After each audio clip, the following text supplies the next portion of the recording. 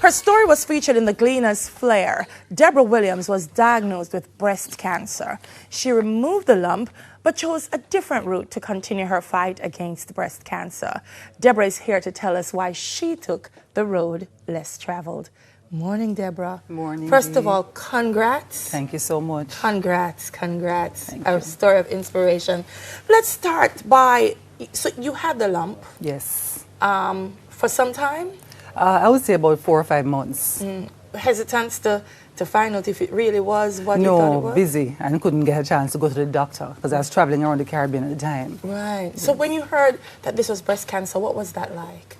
Devastating? It wasn't, and you see, I'm trying so hard to say that with sympathy because people keep saying, how not? Every other woman is devastated, but I was not because I'm a Christian and my faith is strong.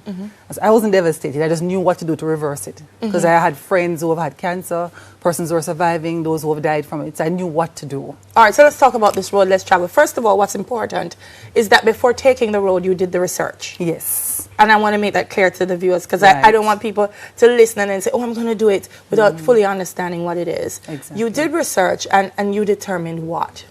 I determined that cancer is almost like a virus, and it comes on you because your immune system has been breached. And so what you have to do is to reverse the damage that you have done to your body. And so having done the research, met women who have done the natural way, I decided that I'm going to do this also. All right. Now, your doctors said, Deborah, that's absolutely not the way. That it may be a combination of that, but chemo was important.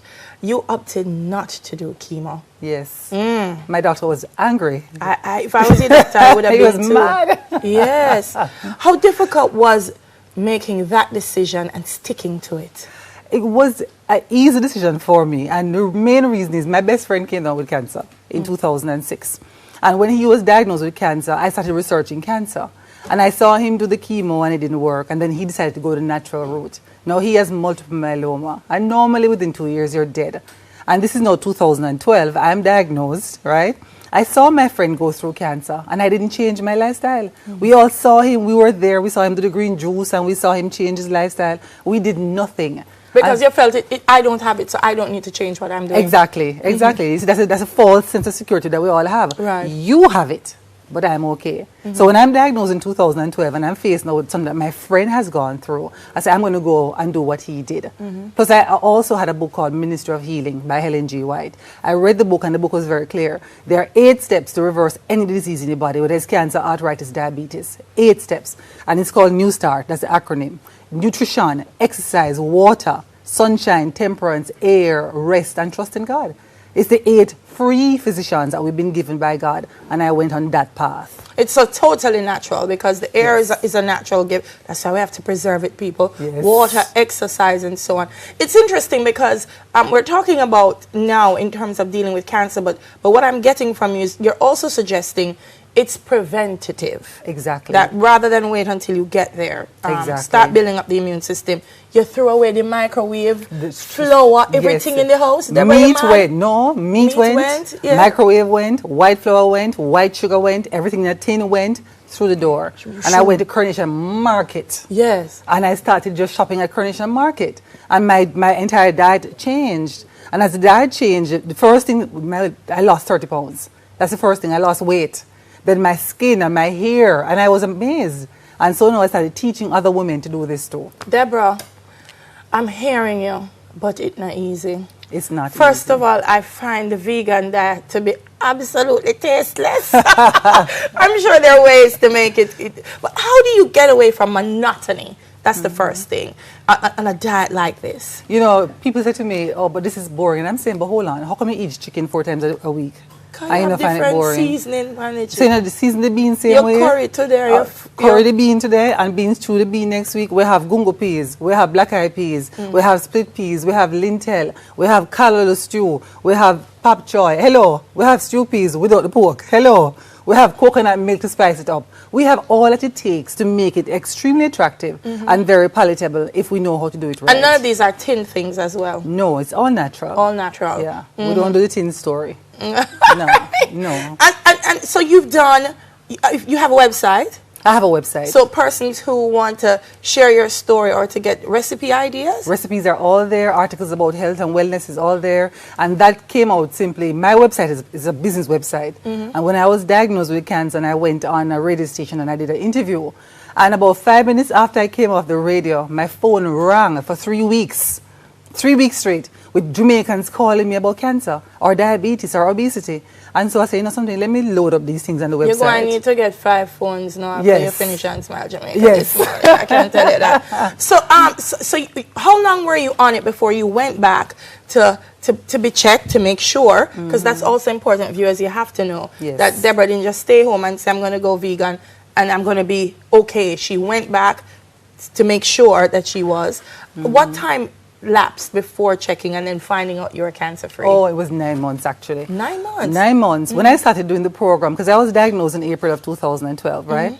And I changed my lifestyle and my diet completely. And I started doing workshops, just helping friends and just going to different churches and schools and just telling women, listen, you don't have to come down with this thing, you know, it can be prevented. It's not just about screening for cancer, it's prevention of cancer. And so I started writing a book. And in the book, I'm diagnosed, I'm telling them how God helped me, the New Start program. And in December, I finished writing the book. And I'm saying, okay, I need to find a publisher and get this book published. And the Holy Spirit said, no, they're not going to believe you. Who are going to believe you that you don't have cancer just because you change your lifestyle and diet? And so I started checking around, is there a test in Jamaica that we can do to prove that there's no cancer cells in your body? Well, there's none. The highest test we have in Jamaica is a CT scan. And that can't prove definitively. And so I went to church one Wednesday night and I heard an elder saying that she was diagnosed with cancer. She went to Miami and did a PET scan.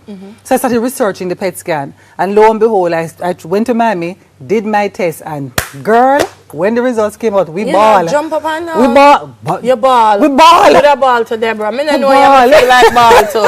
Oh, wow, that's amazing. But my producer's balling too.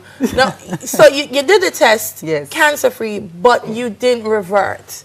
You still are on the diet, and that's also important as well. Yes. Is it also important to stick with it? Yes. To not say I'm vegan today and tomorrow I go and bust a stew peas. Yeah, it's a good point. When I came back from Miami with the PET scan results and I went to see the surgeon who had taken out the lump, and I gave him the results, you know, along with a copy of my book, Ministry of Healing, too, and asked him, please, don't just cut these women's breasts off. Tell them that there's another way. I remember when I gave it to him and he was going through and he was trying to understand what was going on because he was very puzzled. I had stage 2B cancer, which means it has spread from the breast. It is now in your lymphatic system. Wow. That don't disappear. Which means it can continue to anywhere. spread. Your lymphatic system is your drainage system. So once the cancer hit that, it can be anywhere in your body and you don't know. Right. And so he says, Deborah, this is dangerous. You can't. How could it? It can't be gone. Then he said to me, well, all I can say to you is this. Whatever you did to reverse this cancer, understand you'll have to do it for the rest of your life. And I said to him, Doc, you finally understand the point I'm making. This isn't a diet. It's a lifestyle change. And that's where I left him. Deborah, inspiring to speak with you this morning. She's not going to leave us just yet. Neville is standing by because she's going to whip up some of the vegan. I see some almond. I see all kind of things over there waiting on us. So she's going to whip up one of those wonderful meals for us this morning. But it's a powerful story. Her website is Deborah Williams. It's DeborahWilliamsJA.com. JA.com. So go out and check her out. One question before you start. Yes. Why you got rid of the microwave? Because the radiation from the microwave damages cells in your bodies. The moment you turn that on, it's almost like an X-ray. And all that radioactive energy is extremely damaging. Just the fact that you turn it on or the fact that you put food in there? Both, because if you read the instructions, it says when you're running it, operating it, don't stand in front of it. But most of us don't even read the instructions. So the microwave went in the garbage. No microwave. Buy a toaster oven if you need to warm up your food. And use a toaster oven, but don't use the microwave. All right. What we do now? Okay, we're going to make almond milk, right? Because many persons say they have to use cow's milk. And I said to them, stop use cow's milk when a calf. The cow's milk is meant for the All right, come, let's go. All right, good. Tell me what you're doing. Hold on, So I need to plug in these things, don't I? Yes, we need to plug those things in. Let's turn this off. All right, beautiful. So here we have almonds, right? And you know we all love almonds. Now, one thing with almonds, when you're going to use it, you will soak it overnight. Soak it overnight. Soak it overnight, even if you're going to eat it. Yeah. Soak it overnight. Next morning, you throw that water.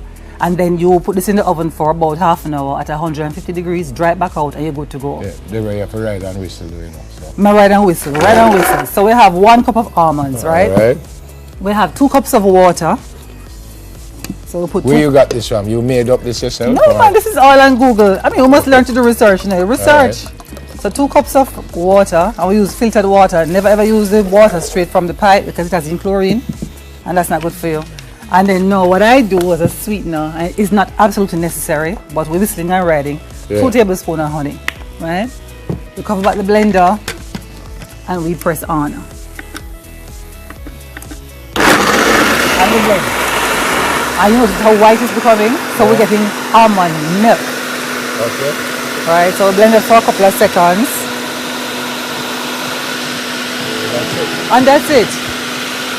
You're That's done? the drink there? Yeah, man. I mean, mind you, you need to do it a little longer, but for time, How much longer you need to do it? a couple of more seconds. Well, do it All right, couple do more it. seconds. All Yeah, right, do it because we couple want the seconds. almonds to be completely gone. Yeah. So you don't see those chunks. All right,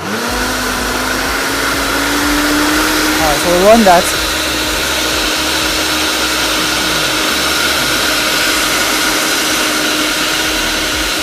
All right. Now, can you get this strainer for me, please? What about banana and stuff? You can add stuff Yeah, like that? yes. So what we're going to do is okay, normally at home I don't strain it, but just for the sake of those who don't want the pulp, you just strain it off. All right. Now I want you to taste it. Yeah, you taste it. Maybe you could have You even more still, you know. You're going to get some more, don't Do worry. you want to carry it home or something? Check that first. So that is a plain milk, right? What's the name of it? That's almond milk. What's the name of it? What are you drinking? No, what's the name of the drink Yes. overall? Deborah's Almond milk. concoction. Just almond milk. Now here's what we Deborah's do. concoction. We're taking 2 things at once. So we have the milk, right, for the children. Now we're not throwing away the residue, right, because we're using the almonds. So what we do, I'm using my hand, but you know, you just take 2 bananas, right?